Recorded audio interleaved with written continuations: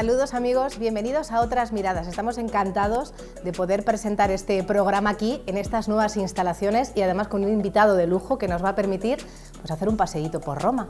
Así que les presento a Jaime Moraleda, que ya me acompaña. Jaime, bienvenido. Muchas gracias. Bueno, es que fíjate el despliegue que tenemos. Estoy encantadísima de estrenar aquí el programa para hablar de arte y para hablar de una ciudad como Roma. Pues vamos a ello. Jaime Moraleda es historiador del arte y él es profesor en la Facultad de Humanidades, y vamos a contar a la gente que nos está viendo que le invitamos a la radio hace un par de semanitas cuando todavía no habían elegido al nuevo Papa, al Papa León XIV, y él ya nos hizo una cosa que a mí me encanta. En estos días en los que Roma se ha convertido en foco de atención, ¿verdad? Y hemos visto pues, estas imágenes maravillosas de la Capilla Sixtina, de la Basílica de San Pedro, de Santa María la Mayor, con motivo del entierro del Papa Francisco, pues nos hiciste un análisis artístico para demostrarnos que todo esto que vemos tiene un sentido, que no son obras de arte sin más, por muy espectaculares que sean y probablemente de las más maravillosas, ¿no?, que tenemos en el mundo, que las cosas se construyen con una razón. Y mira, estamos viendo las imágenes de la Capilla Sixtina y vamos a empezar precisamente en este lugar.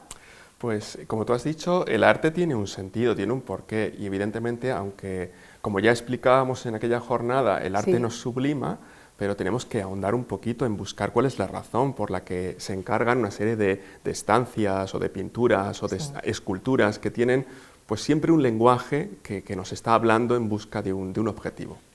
Claro, porque para entender una obra de arte, para comprenderla en su totalidad, hay que saber por qué se hizo, quién la encargó, los motivos que tenía, y dentro de este ámbito el religioso, evidentemente todo tiene una causa, y en el caso de la Capilla Sixtina, el que se celebre el cónclave, como lo hemos visto, ¿no?, en estas semanas allí, pues también tiene una razón de ser. Claro que tiene una razón, eso es lo que explicábamos, y con las imágenes lo vamos a tener mucho más claro. Además estamos todavía con la imagen fresca, ¿no?, de esas proyecciones de la Capilla Sixtina por la elección del nuevo Papa, donde tenemos que retrotraernos y mirar con los ojos del siglo XV, cuando Sixto IV, y de ahí el nombre de Capilla Sixtina, a finales del siglo XV, lo que hará es promover la construcción de un espacio para, entre otras cosas, la elección en el cónclave de los nuevos papas. Pero no solamente es el edificio, sino cómo construye un conjunto o manda a realizar un conjunto de pinturas que van a completar el mensaje, y se va a encargar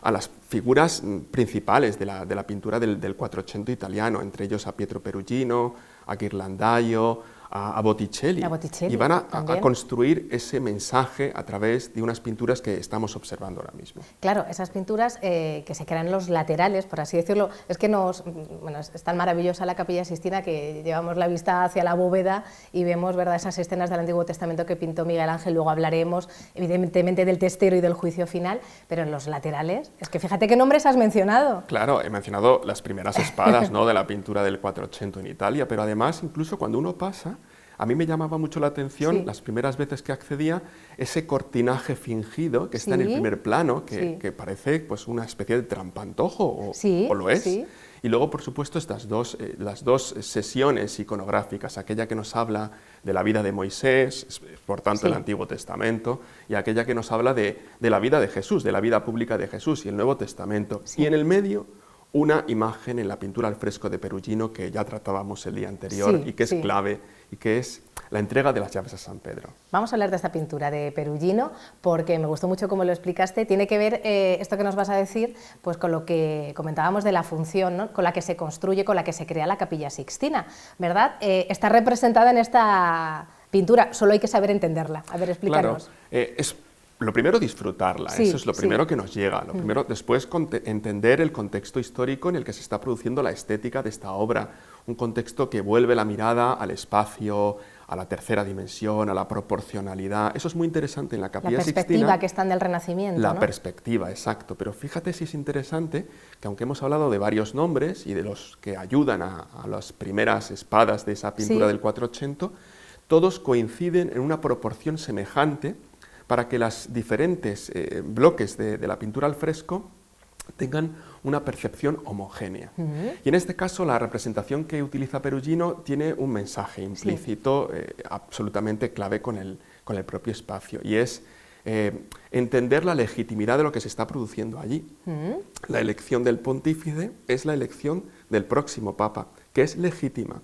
Claro. Y que además está dentro de lo que es la propuesta de que Jesús entrega las llaves a Pedro, primer papa de la Iglesia. Claro, te están contando, ¿no?, lo que va a transcurrir en esas jornadas que hemos vivido con tanta intensidad, el cónclave en el que se elige el nuevo papa sucesor de Pedro, de San Pedro. Es que lo estamos viendo, ¿no?, cómo Jesús le entrega las llaves a Pedro a través de esta pintura. Exacto, por tanto, legitima la elección, eleva a la supremacía del sumo pontífice como obispo de Roma a la cabeza del catolicismo y además de su infalibilidad. Y luego hay otro elemento fundamental, y es que esta pintura de Perugino está entre los dos bloques, entre aquel que habla de Moisés y del Antiguo Testamento y aquel que habla de la vida de Jesús y del Nuevo Testamento. Por tanto, es la unión o el lazo entre la vieja alianza y la nueva.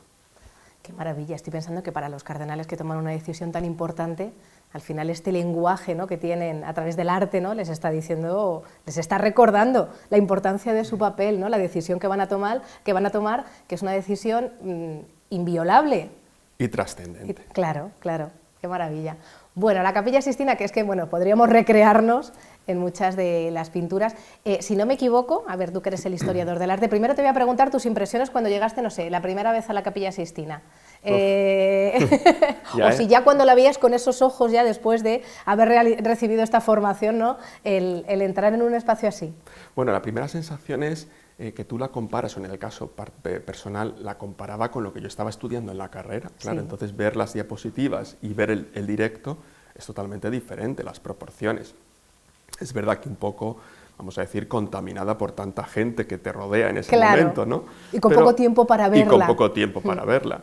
Pero es verdad que lo que más me llamaba la atención es esa diferencia, ¿no?, en lo que tú sientes cuando estás viendo la imagen en una diapositiva y realmente lo que percibes después con toda la emoción de decir, es que yo conozco esto, es que yo he estudiado esto y lo estoy comprendiendo in situ. Sí, sí, sí. Bueno, en Roma, un recorrido por Roma que siempre digo que es la ciudad a la que a uno le quedan ganas de volver porque hay tantísima belleza que es inabarcable, ¿no? Exacto. Pues para un historiador del arte, claro, hablar de la Capilla Sixtina, te iba a decir es lo más, pero bueno, en el contexto no sé si es lo más, es que hay tantísimo, ¿no?, para recrearse y disfrutar. Hay mucho donde elegir, pero claro, hablamos de esos puntos clave, ¿no?, que nos van a ir guiando en la experiencia con Roma. Y hablábamos de las pinturas, pero no nos olvidamos del resto de pinturas que hay también en la Capilla Sixtina. Totalmente. Ya hablamos de Miguel Ángel. Si antes hablábamos de Sixto IV, ahora hablamos de Julio II, que es el que encarga a Miguel Ángel, primero, el cierre pictórico de la cubrición, a través de una cuadratura fingida también la por Miguel bóveda Ángel. que vemos, según entramos, ¿no?, la bóveda ¿no?, con esas figuras del Antiguo Testamento. Primero se encarga de hacer eso Miguel Primero Ángel. se encarga de hacer eso en 1508 y elabora una obra magnífica desde la creación hasta el pecado original y el diluvio. Y después, según avanza y por la importancia que había tenido Miguel Ángel, se le encarga en 1556 que termine el testero con el juicio final. El juicio final. Bueno, pues Miguel Ángel tiene ante sí este semejante reto, ¿no?, de crear las pinturas para la Capilla Sixtina. Estábamos hablando del testero, del juicio final, y claro, a mí me llama la atención porque siempre he escuchado que él se sentía sobre todo escultor. Estamos hablando de un reto que le debió de suponer a él realmente, ¿no?, hacer todas estas pinturas. Es un hombre del humanismo, entonces evidentemente prioriza la escultura porque prioriza el diseño, el dibujo, pero también es pintor. Y elabora esta magnífica obra de El juicio final en el testero, donde vemos la fortaleza de Jesús, un Jesús juez que aparece justo incluso atemorizando a los que tiene a su alrededor. Claro. Que esto también guarda relación con lo que hemos comentado. Hablábamos de la obra de Perugino, de la entrega de las llaves por parte de Jesucristo a San Pedro, ¿no?, y ese mensaje que traslada a los cardenales que están ahí en pleno cónclave. Podríamos decir que esto también es una llamada de atención de ojo la decisión que vayáis a tomar. De alguna manera, es una llamada de atención, un juicio que les toca a todos, y que vemos los condenados, los que se salvan, y esa fortaleza, ¿no?, del juez supremo, que incluso, si os fijáis, está María atemorizada justo por detrás. Sí, sí, sí. Es que es impresionante, fíjate, son cerca de 400 figuras entre santos, los ángeles que anuncian el juicio final. Estamos hablando, ¿verdad?, de que son ángeles que aparecen con trompetas, que es algo muy de esa representación iconográfica en el juicio final. Como podemos observar, vemos a los condenados, a los salvados, pero esa fortaleza de un Jesús juez que atemoriza a muchos, incluso hemos visto la imagen de la Virgen María escondida justo por detrás. Esa fortaleza mira, la vemos justo ahí en la imagen. La fortaleza del diseño, del dibujo, de la terribilidad, de esa expresión no solamente física, sino psicológica, que es la que nos proyecta el propio Miguel Ángel, y que lo vemos en pintura, pero también lo percibimos en escultura. Sí, claro, fíjate la terribilidad que siempre se pone de ejemplo en Florencia, ¿verdad? El David, que es impresionante, esa forma que tiene de mirar, ¿no? Que sobrecoge, ¿no?, al que lo está contemplando, y lo podemos ver, como muy bien dices, en la escultura, pero simplemente en estas imágenes lo pueden comprobar los telespectadores. Lo podemos comprobar, y es Miguel Ángel el hacedor de esa terribilidad, es el que ha aprendido la proporción, el equilibrio, la simetría de sus antepasados, pero comprende la importancia de la expresión, y este juicio final es sin duda alguna una lección de expresividad absoluta y de una llamada también, ¿no?, a los que están ahí reunidos en ese contexto de entender el espacio y todo lo que rodea el lenguaje que vamos a entender en el interior. A mí siempre me ha fascinado la capacidad que tiene de representar a los santos, cada uno con su atributo. Eso es. Que para un historiador del arte, ¿no?, es un buen ejemplo para los alumnos, ¿no?, del atributo de cada uno de ellos. No siempre ha sucedido, pero es verdad que el objeto parlante, que es como llamamos nosotros a esos atributos que vienen del martirio, de la identificación de cada uno de ellos, Miguel Ángel los utiliza maravillosamente y nos ayuda mucho, ¿no?, a ese rastreo, ¿no?, de los santos que aparecen en el juicio final. Y luego, pues, la polémica, porque no está exenta de polémica esta imagen del juicio, con todo lo que supuso la desnudez y esa rotundez de posiciones, ciertamente, vamos a decir, ausente de un decoro, entendiendo el decoro como la adecuación de la imagen al espacio. Mientras vivió Julio II no se modificó nada, porque Julio II era como mucho más abierto en el contexto de que entendía el arte en la expresión clásica. Pero posterior a Julio II se decidió tapar esa desnudez, y ahí tenemos la labor de Daniele da Volterra, conocido por todos, ¿no?, como por il Braghetone. Il Braghetone, cubriendo esa desnudez, cubriendo esa falta de decoro que fue criticada por otros muchos. O sea que se produce un cambio en la percepción del desnudo, porque sí que es verdad que en el siglo XV, ¿no?, en el Renacimiento, es como una vuelta a la antigüedad clásica, ¿no? Y me parece muy, muy interesante, ¿no?, cómo evoluciona, ¿no?, esa percepción. Si a nosotros, ¿no?, nos asombra, ¿no?, este espectáculo, ¿no?, de figuras que vemos, ¿cómo lo verían ellos por aquel entonces, ¿no? Es un cambio interesante, ¿no?, como el siglo XV es la vuelta al mundo clásico, el entender la escultura, sus proporciones, pero también el siglo XVI entra de lleno en otra perspectiva, y en esa perspectiva nueva, pues el desnudo empezaba a ser poco adecuado, vamos a considerarlo así, en el contexto de la Capilla Sixtina. Claro, más en un lugar como este. Como este. Claro. De lo que se dice en torno a que, bueno, que tenía su carácter Miguel Ángel y que quiso dar alguna lección a través de algunos personajes en los que, bueno, pues sí que los convierte en protagonistas de lo que quiere expresar, pero con un poquito mala intención. Por ejemplo, cierto cardenal que no le caía muy bien porque cuestionaba, ¿no?, su manera de pintar, elige su rostro para colocárselo a Minos, a ese señor del infierno que da tanto miedo. ¿Esto es verdad? Sí, bueno, sí, parece que sí. Parece que la respuesta del Papa es, bueno, mi poder es poderte sacar del purgatorio, pero no del infierno. Entonces, bueno, al margen de esas anécdotas, es verdad que Miguel Ángel parece que tenía una personalidad ciertamente bizarra, y que eso también es parte de entender su obra. El genio, ¿no? El genio. En esa manera de ser. Bueno, y esa capacidad que tenía Miguel Ángel, estamos hablando de su faceta como artista, hemos hablado de escultor, aludíamos al David, ¿no?, que podemos visitar en Florencia. Pero claro, la cúpula de la Basílica de San Pedro también se la debemos a él en esa otra faceta como arquitecto, que era un hombre muy completo, uno de los grandes genios, ¿no?, del arte. Era, como hemos dicho, un humanista, entonces practicó la escultura, practicó la arquitectura, practicó la pintura, y la cúpula vaticana es un elemento más para recordar al gran Miguel Ángel. Sí, sí, sí. Hablamos de la Basílica de San Pedro, vamos a dar un salto, salimos del Palacio Apostólico, nos vamos a la Plaza de San Pedro, mira, nos sentimos así parte de estos turistas que están recorriendo la plaza en las imágenes, que es espectacular. Es que es tan grande la Basílica de San Pedro, lo digo con todo el sentido, porque antes hemos mencionado a alguno de los pintores que participa en la Capilla Sixtina, pero es que hablar de la Plaza de San Pedro, por ejemplo, es hablar de Bernini. Es hablar de Bernini porque con Bernini tenemos la gran plaza con la columnata, pero antes de hablar de Bernini queríamos hablar de la fachada, porque la fachada es de Carlo Maderno, de principios del siglo XVII, con el que se concluye ya lo que es el proyecto basilical. Y además, Carlo Maderno lo que hace es transformar el propio proyecto de Miguel Ángel. Sí. Miguel Ángel había elegido una planta centralizada, con la cúpula como gran axioma principal de ese conjunto, y Carlo Maderno, por ya decisión del propio Papa, la amplía a una planta basilical, ¿Sí? con una nave longitudinal, y cierra con esa fascinante fachada que siempre nos sorprende a todos. Una fachada que tiene un orden gigante en sus columnas, sí, un orden menor en los puntos de acceso, que combina hornacinas, ventanales y lo que más siempre sorprende, balcones. Claro. Una fachada de iglesia con balcones. Sí. Hoy lo hemos entendido. En Sí. este contexto de la proclamación del nuevo Papa León XIV, hemos entendido cuál es la función de ese programa de construir un escenario Sí. para proclamar un mensaje.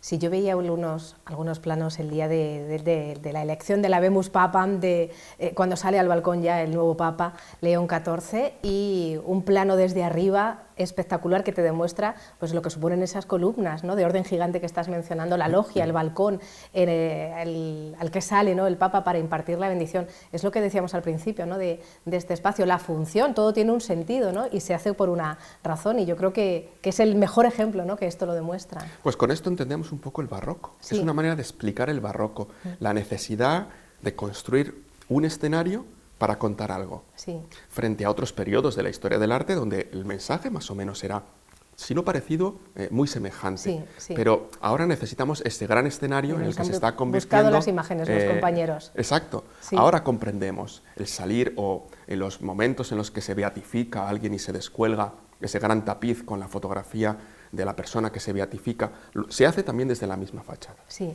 claro, porque esta fachada es del siglo XV, es decir, la basílica tiene su origen mucho tiempo atrás. Es del siglo XVII. Del siglo XVI. Del siglo XVII. Claro, ya el barroco. Claro, es el barroco, es Claro. Carlo Maderno, que concluye una basílica que se había iniciado su transformación en el siglo XVI, pero que es en el siglo XVII cuando ya cierra la fachada y un poquito después Bernini cierra la plaza. Claro, impresionante.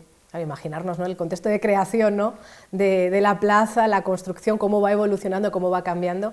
Y este es el plano, mira, es que me parece tan espectacular, maravilloso, ¿verdad?, pero que nos fijaos, permite comprobar. Con la imagen de los cardenales en los extremos. También, también. Es que es como una gran escenografía teatral que genera una mayor atracción visual. Claro, bueno, claro. Pues es una herramienta para, lo que decían los barrocos, los spettacoli grandiosi, Sí, los espectáculos que generan atractivo. Y claro, 4 siglos después... Funciona. Sí, claro, porque Funciona vemos perfectamente. cómo se vivió en la Plaza de San Pedro y cómo lo vivimos nosotros desde aquí, ¿verdad?, gracias a estas imágenes. Por tanto, si hacemos un poquito la cronología, tenemos que entender que en el siglo XVI se elimina la antigua basílica paleocristiana, ¿Sí? se destruye para construir una nueva. Esa nueva va a recibir diferentes modelos hasta que el último modelo de Miguel Ángel se materializa. Cómo ese modelo es transformado por Carlos Maderno para proyectar la fachada y cómo Bernini después completa en el siglo XVII, 1657, completa con la estructura de la plaza y la columnata. Sí, sí. Antes, incluso en el XVI, Domenico Fontana, que es un arquitecto también al servicio de los papas, había ido transformando el urbanismo de Roma. Y de hecho es el momento, en 1587, cuando se coloca el obelisco. Ay, sí. Que también lo hemos visto. Sí. Por cierto, un obelisco que viene de Alejandría y que estuvo muchísimos años en la espina del circo de Nerón en la propia Roma y que fue trasladado a la plaza de San Pedro en un proyecto anterior a la construcción de Bernini. O sea, cada elemento tiene su sentido. Cada elemento su sentido y el sentido mismo de la plaza es pues esa apertura, vamos a decir simbólica, ¿no?, de los brazos de una iglesia que mira, y utilizo un término muy habitual aquí, al orbe, ¿no? Sí, Ese orbe al que se bendice desde la propia plaza. Sí. Vamos a contar aquí una anécdota que me gustó mucho. Mira las imágenes maravillosas de Roma, es que nos están entrando muchas ganas de volver. Una cosa que me gustó mucho que tiene que ver con esto que estás diciendo, ¿no?, de la construcción de la plaza, cómo la diseña Bernini, cómo solemos acceder, ¿no?, a la plaza de San Pedro desde la vía de la Conciliación, desde el castillo de San Angelo, ¿verdad?, cómo seguimos, ¿no?, ese recorrido y entramos así en la plaza de San Pedro, pero no sé si es la mejor opción, que me contabas una anécdota curiosa. Sí, no es la mejor opción. Bueno, es la más habitual, pero no por ello la mejor. Por una razón sencilla. La Vía de la Conciliación es de 1936. 1936. Claro, es una nada, vía que abre hace nada. Mussolini. Sí. Y por tanto se abre pues, para construir una vía comercial mucho más acorde a lo que serían las transformaciones urbanísticas del siglo. O sea que esto que vemos ahora estaba cerrado. Esto estaba cerrado por lo que se llama la Espina del Borgo. Ese es el barrio del Borgo romano, y había construcciones con calles que también desembocaban en la basílica, ¿Sí? pero que no tenían esa apertura gigante que ofrece la Vía de la Conciliación. Y por tanto, esto hemos de encajarlo en lo que significa el teatro barroco. Sí. Y ese teatro barroco Bernini lo entiende perfectamente. Por tanto, la plaza estaba más o menos cerrada, con unas calles que eran mucho más angostas, ¿Sí? por lo que la idea de sorpresa, que era la necesaria para entender la importancia del mensaje de la Plaza de San Pedro, era la que se proyectaba. Y ahora la sorpresa, bueno, pues es un poquito menor. Sí. Por tanto, siempre mi consejo, que es el que decía en estos días de atrás, Sí. es intentar acceder a la Plaza de San Pedro por los laterales, Sí. para que la sorpresa no se pierda. Desde luego, Y nos encontramos con esa columnata y las imágenes, las esculturas que se colocan encima, que son santos En la cornisa, claro, sí, a lo largo de todo lo que es la columnata. Sí. Una columnata que tiene que resolver un aspecto que es también orográfico, ¿no? La Sí. pequeña colina sobre la que se levanta la Sí. Basílica Vaticana obliga a Bernini a proyectar unos brazos trapezoidales y después la planta propiamente oval, Sí. que es la que conocemos todos. Cuando yo estuve en Roma tuve la oportunidad de subir a la cúpula, que no lo había hecho en las visitas anteriores, y claro, ver lo que me estás contando de la fachada, claro, verla justo delante de ti y ver las imágenes también de esas esculturas que representan a los apóstoles que hay justo también encima de la fachada. Ese juego de perspectivas es muy interesante, Sí, desde sí. la cúpula, o incluso indagar el Vaticano desde sus orígenes. Sí. Y hay una experiencia que mucha gente no conoce, y es poder acceder al cementerio pagano, Sí. por debajo incluso de lo que serían las estancias de los enterramientos de los papas, Sí. por debajo incluso de lo que serían los cimientos de la basílica paleocristiana, donde supuestamente está la original tumba de Pedro. Claro, Y que es por esta razón se construye aquí. por esa razón. Y eso se denominan los scavi, y es una experiencia maravillosa. Mira, pues esta no la conozco. Me la apunto para el siguiente viaje. Y estamos recorriendo la Plaza de San Pedro, con ese buen consejo que nos has dado, disfrutando, ¿no?, con esta columnata maravillosa que diseña Bernini, pero es que si pasamos al interior, pues podemos ver ya estas imágenes impresionantes del baldaquino. Exacto, seguimos hablando de Bernini, del gran Bernini, de ese escenógrafo del barroco, y el baldaquino, que se introduce en la historia del arte en 1623, Sí. es una obra que habla también de ese programa teatral. Sí, lo estamos viendo, por ejemplo, en las columnas salomónicas, que no, bueno, es que no les falta absolutamente ningún detalle. Hemos de decir que no es el único baldaquino, y que no era el único baldaquino, que ya en la Basílica Paleocristiana había un baldaquino, y que además había 12 columnas salomónicas Sí. que se habían traído por Constantino I desde la propia Grecia para ornamentar la Basílica Vaticana. De hecho, ¿Sí? se conservan la mayoría en el interior de la Basílica actual. De ahí toma esa referencia el propio Bernini para elaborar un baldaquino, evidentemente mucho más grandioso, y que tiene un objetivo triple, ¿Sí? a mi juicio. Sí. Uno es marcar un sitio clave, el lugar en el que está la tumba de Pedro, Sí. que da sentido a la basílica. El otro sentido fundamental es marcar la jerarquía, ¿no?, Sí. del sumo pontífice, porque allí estará el Papa mostrando la figura que representa y el mensaje que quiere ofrecer al mundo. Y tres, focalizar la visión de los fieles que están en la basílica. La basílica es inmensa. Uno, cuando Sí. accede a la Basílica Vaticana, puede observar múltiples capillas a su alrededor y esa gran nave central absolutamente sobrecogedora. Pero el baldaquino casi nos obliga, nos guía la mirada, y tiene ese objetivo clave de no despistarnos, ¿no?, Sí. de convertirse en un baluarte de la expresión de dónde hemos de mirar en el gran conjunto basilical vaticano. Es que me estoy recreando aquí con las imágenes, de verdad es que la capacidad, ¿no?, que tiene también la cámara de mostrar así el detalle, ¿no? Esos detalles, claro, que en directo no somos capaces Sí. de percibir, bueno, desde el escudo de Barberini, que es el Papa Urbano VIII que encarga el baldaquino, Sí. la materia, el bronce, con el bronce dorado. Claro, la elección hasta de los materiales. Hasta de los materiales. Sí, sí, sí. En ese juego es donde donde emana la importancia de Bernini, pero también del contexto del barroco. Sí. Había escuchado que el bronce que utiliza para la creación del baldaquino es procedente del Panteón. Sí. Bueno, esto puede chocar ahora porque se reutilizaban mucho los materiales entonces. Muchos materiales. Ya hemos dicho cómo se reutiliza, por ejemplo, el obelisco, y cambia de posición, o se reutilizan piezas que venían de otros territorios. Sí. Esto era bastante común en el uso de materiales para las nuevas construcciones. Sí. Vamos a hacer un viajecito, porque yo me quedaría aquí, vamos, extasiada como lo estoy ahora, mira, justo la cúpula, ¿no? Claro, debajo de la cúpula de Miguel Ángel. Es que es impresionante. O sea, es que son todos los grandes iconos para poder comprender desde el sentido mismo de la basílica a la evolución artística de la misma. Sí. Digo que hacemos un viajecito porque no hay tiempo para más y quiero que nos hables un poquito de Santa María la Mayor, que es otra de las basílicas papales. Hay 4 basílicas papales en Roma. Evidentemente una es San Pedro, ¿verdad? Nos vamos hasta Santa María la Mayor, que es una basílica que tiene mucho significado también, es la elegida por el Papa Francisco para ser enterrado en este lugar, al que él acudía a rezar antes y después de cada viaje. Hablaremos dentro de un poquito de ese icono de tradición bizantina, pero háblame un poquito antes de la basílica. Bueno, la basílica es una de las basílicas papales, está en la colina, en una de las 7 colinas de Roma, es el Esquilino, ¿sí? Y tiene su origen en una tradición milagrosa que se produce en época del Papa Liberio, en el siglo IV, donde la Virgen se aparece a Liberio y al patricio Juan pidiendo un templo en su honor. Sí. Pero para elegir el lugar, ella lo haría de una manera milagrosa. Sí. Y es cuando el 5 de agosto del año 454 nieva en el estío romano, marcando el lugar exacto en el que se va a producir la construcción del templo. Hay muchas iconografías muy curiosas que se ve al Papa Liberio con una azada marcando el perímetro de la basílica, en el entorno de una Roma nevada en un concreto lugar, en un momento que era absolutamente impropio.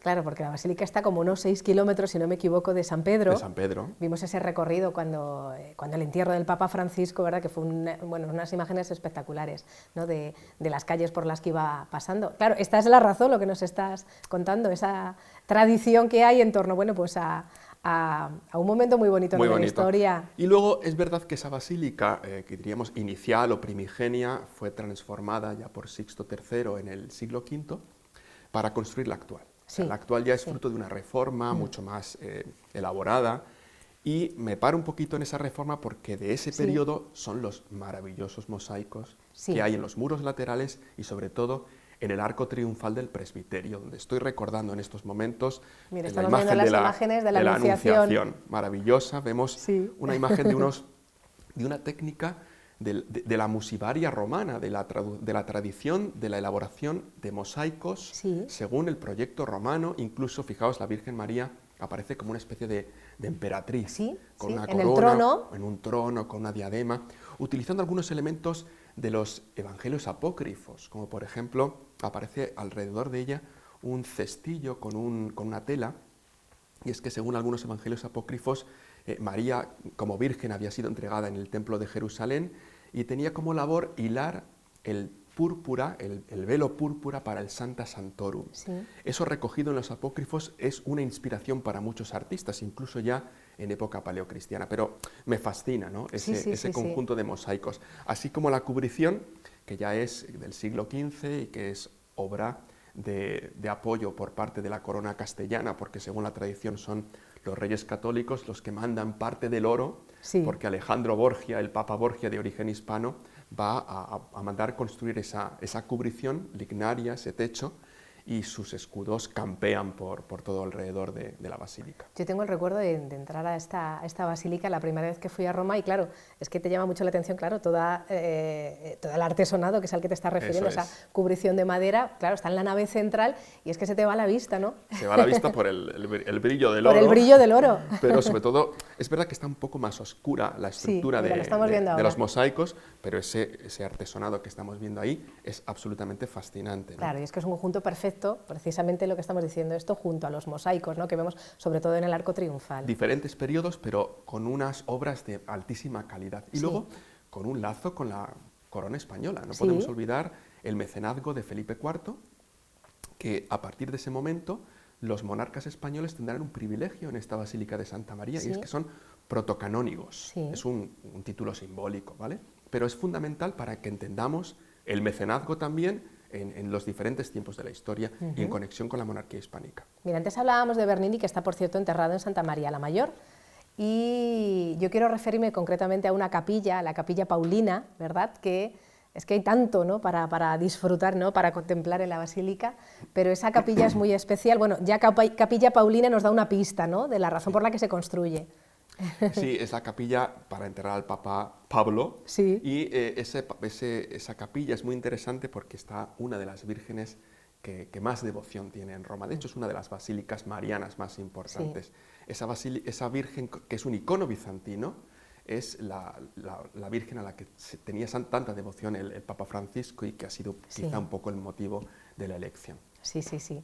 Es la Virgen Salus Populi Romani, y decíamos antes que le gustaba acudir a rezar ante este icono antes y después de cada viaje. Ahí estamos viendo la iconografía del Papa Liberio, eso, lo que estabas con diciendo la azada, antes. Marcando el perímetro de lo que sería. Y está justo por encima del icono de la Virgen María. ¿Y por qué es este icono tan especial? Bueno, es un icono especial porque, según la tradición, parece que recoge la tradición pictórica del propio San Lucas. A San Lucas se le atribuye el primer retrato de la Virgen María. Entonces, esa tradición bizantina, que además es una tradición muy curiosa, porque la pintura bizantina tiene como un axioma principal en el que la obra de arte es una obra inspirada. Sí. Y por tanto, su evolución no depende del artista ni de los tiempos, sino de la inspiración divina. Ajá. Y esa constante de las pautas bizantinas, diríamos, entre comillas, no evolutivas, es lo que da sentido a esa tradición antigua de atribuir un poco a San Lucas, ¿no?, la versión inicial de la imagen mariana. Bueno, Jaime, se nos acaba el tiempo. Yo seguiría recorriendo Roma, aunque estamos aquí bien sentaditos, pero con estas imágenes tan maravillosas, ¿no?, de Santa María la Mayor, el que el Papa Francisco haya elegido este lugar, bueno, ya lo había manifestado lo que suponía, ¿no?, esta basílica para él. Incluso un año antes tuvo él la oportunidad de asistir a, antes comentabas, ¿no?, la tradición que existe, ¿no?, de recordar el milagro, la caída de la nieve en el pleno mes de agosto, y él recibir esos pétalos que caían desde el techo, que es un acto precioso que ocurre cada... Es una tradición muy bonita, ocurre también en el Panteón, en el Pentecostés. Sí, es verdad. En ese caso con el color rojo como protagonista, pero en la Basílica de Santa María la Mayor es el recuerdo de ese 5 de agosto en el que la Virgen María marca, ¿no?, el lugar para construir su templo. Pues yo creo que son las imágenes perfectas para despedirnos, para decirte un hasta pronto, porque me ha gustado mucho tenerte aquí. Hasta pronto, y si nos vemos en Roma, pues mejor. Nos has provocado muchas ganas de querer visitar de nuevo Roma. Muchísimas gracias, Jaime, por acompañarnos. A vosotros. Y a todos los que también han seguido este repaso que hemos hecho a la historia del arte con Jaime Moraleda, pues espero que hayan disfrutado tantísimo como lo he hecho yo y que tengan ganas de seguir viendo otras miradas. Para eso tendrán que esperar a la próxima semana. Gracias por acompañarnos.